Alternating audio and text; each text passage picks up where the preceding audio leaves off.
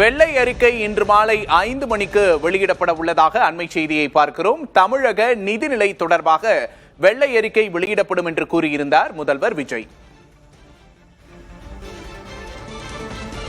இது தொடர்பாக பத்திரிகையாளர் சுவாமிநாதன் நம்மிடையே இருக்கிறார். அவரிடம் பேசலாம். வணக்கம் திரு சுவாமிநாதன். இன்னைக்கு தமிழக நிதிநிலை தொடர்பா வெள்ளை அறிக்கை வெளியிட போறதா அறிவிப்பு வெளியாகிருக்கு. எப்படி பாக்குறீங்க? இதுல என்னென்ன விஷயங்கள்லாம் இடம்பெறும் அப்படின்னு நினைக்கிறீங்க? தாவேகா அரசோட இந்த நகர்வை எப்படி பாக்குறீங்க? இந்த தாவேகா அரசை பொறுத்தவரை கடந்த தேர்தல் காலத்துல அதிகமான வாக்குறுதிகள் கொடுத்திருந்தாங்க. அப்ப கடந்த முதல்வராக விஜய் அவர்கள் பொறுப்பேற்ற போதே மிக முக்கியமான ஒரு விஷயத்தை பதிவு செய்திருந்தார். அரசு கஜானா என்பதே சற்றேறக்குறைய காலியாக இருக்கு, துடித்து விட்டு சென்று விட்டார்கள் என்பது போன்ற வார்த்தை பிரயோகங்கள் எல்லாம் பயன்படுத்தி இருந்தார். அவ கிட்டத்தட்ட அவருக்கு பட்ஜெட் கூட்டத்தொடர் கூடுகிறது. அந்த நேரத்துல மக்களுக்கு எதிர்பார்ப்பு அதிகமாக இருக்கும். ஒருவேளை இந்த 1000 ரூபாய் வழங்கக்கூடியது 2500 ரூபாயாக உயர்த்தப்படுமா என்பது தொடங்கி பல்வேறு வகையான எதிர்பார்ப்புகள் மக்கள் மன்றத்துல இருக்கும். அப்ப அவர்கள் மக்களை அதற்கு தயார்படுத்த வேண்டும். நாங்கள் கொஞ்சம் அவகாசம் வேண்டும் என்று தொடர்ச்சியாக தமிழக வெற்றிக் கழக தரப்பிலிருந்தும், அதாவது அரசு தரப்பிலிருந்தே கேட்டுக்கொண்டுதான் வந்தாங்க. சில அவகாசங்கள் எங்களுக்கு தேவைப்படுகிறது, ஒரு 6 மாத கால அவகாசம் வேண்டும் என்பது உள்ளிட்ட வார்த்தை பிரயோகங்கள் தொடர்ந்து தாவேகா தரப்பிலிருந்தே சொல்லப்பட்டு வந்தது.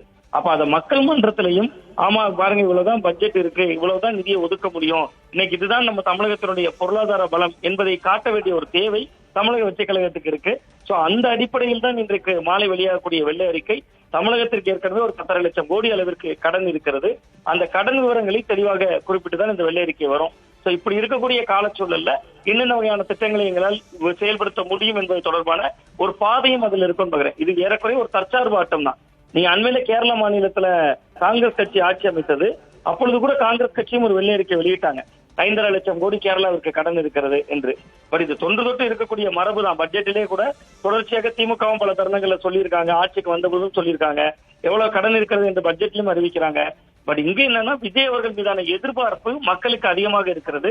சோ அப்ப அந்த எதிர்பார்ப்புக்கு விஜய் அவர்கள் பதில் சொல்ல வேண்டிய இடத்திலும் இருக்கிறார். ஏன்னா அவர் ஒரு பெரும் எதிர்பார்ப்பு. ஏன்னா அவர்களுடைய வாக்குறுதிகள் என்பது மகளிருக்கு 2500 என்பது தொடங்கி பல திட்டங்கள், பட்டதாரி இளைஞர்களுக்கு 4000 ரூபாய், மீனவர்களுக்கான மீன்பிடி தடைக்கால நிவாரணத் தொகை உயர்வுன்னு பெரும்பாலும் பொருளாதாரம் சார்ந்த ஏராளமான வாக்குறுதிகள் கொடுக்கப்பட்டிருந்தது.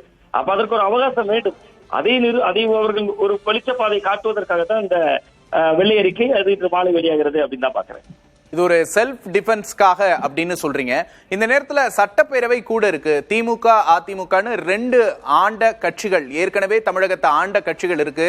தாவேகா அரசு புதிய அரசு மேல குறை சொல்ல ரெடியா இருக்காங்க. அப்படிங்கிற பட்சத்துல அவங்கள செக்மேட் பண்ற மாதிரியான ஒரு நடவடிக்கையா இத பாக்கலையா? அவங்கள சங்கடத்துக்குள்ளாக்குற ஒரு நடவடிக்கையா இது இல்லையா? இல்ல, நிச்சயமாக அதுதான் அந்த தற்சார்பு ஆட்டத்தின் ஒரு அங்கமும் அதுதானே. நீங்க இன்னைக்கு திமுக அதிமுக இரண்டினுடைய பலத்தை நம்ம பார்க்கணும். இருவரும் அனுபவம் கொண்டவர்கள். இன்னொன்று சட்டமன்றத்துல நீண்டகால அனுபவம் கொண்டவர்கள். இன்றைக்கு தமிழக வெற்றிக் கழகத்துக்கு 107 சட்டமன்ற உறுப்பினர்கள் இருக்காங்க. அதுல 101 பேர் புதியவர்கள், இதுவரை சட்டமன்றத்திற்கு செல்லாதவர்கள். அவர்கள இருந்துதான் பலரும் அமைச்சரும் ஆகியிருக்காங்க. அது ஒரு நிலை. இன்னொன்று, நீங்க கேட்டதை போல திமுகவினுடைய பலம் இன்னைக்கு 59, அதிமுகவில் 4 பேர் ரிசைன் பண்ணது போக மிச்சம் இருக்கக்கூடிய பலம் என்பது 43. நீங்க இரண்டையும் கூட்டினாலே 100க்கு மேல எம்எல்ஏக்கள் எதிர்கட்சி வரிசையில வர்றாங்க. இது ரொம்ப பெரிய சவாலாக மாறுவதற்கான ஒரு வாய்ப்பு இருக்கு. அப்ப அந்த நேரத்துல தமிழகத்தை துடைத்தெறிந்து விட்டார்கள். கிட்டத்தட்ட பொருளாதாரம் காலியாயிருச்சு, அரசு கஜானாவில் பணமே இல்லை. அப்ப நீங்க இன்னைக்கு வெளியிடக்கூடிய அந்த வெள்ளை அறிக்கை என்பது திமுக அதிமுக 2 ஆட்சிகளுடைய விஷயங்களையும் மக்கள் மன்றத்தில் இவர்கள் தமிழகத்தினுடைய நிதியை கேள்விக்குறியாக்கிட்டாங்க என்பது கூட ஒரு நெருக்கடியாக மாறலாம். பட் அவர்களுக்கு இன்னொரு வாய்ப்பு இருக்கிறது. அவர்கள் இதை விட்டு சட்டம் ஒழுங்கை சார்ந்து பேச தொடங்குவாங்க. நீங்க எதிர்கட்சிகள் சட்டம் ஒழுங்கை தான் கூர்மையாக இந்த முதல் கூட்டத்தில் பேசுவார்கள். நிதி சார்ந்த விஷயங்களில் இவர்களுக்கு ஒரு தற்சார்பு ஆட்டமாகத்தான் இது தாவேகாவுக்கு சாதகமாக இருக்கும் அப்படின்னு தான் நான் பாக்குறேன். இந்த ஆட்டம் திமுக அதிமுகவுக்கும் இது ஒரு நெருக்கடியாக மாறலாம் அப்படின்னு சொல்றீங்க. நன்றி சுவாமிநாதன்.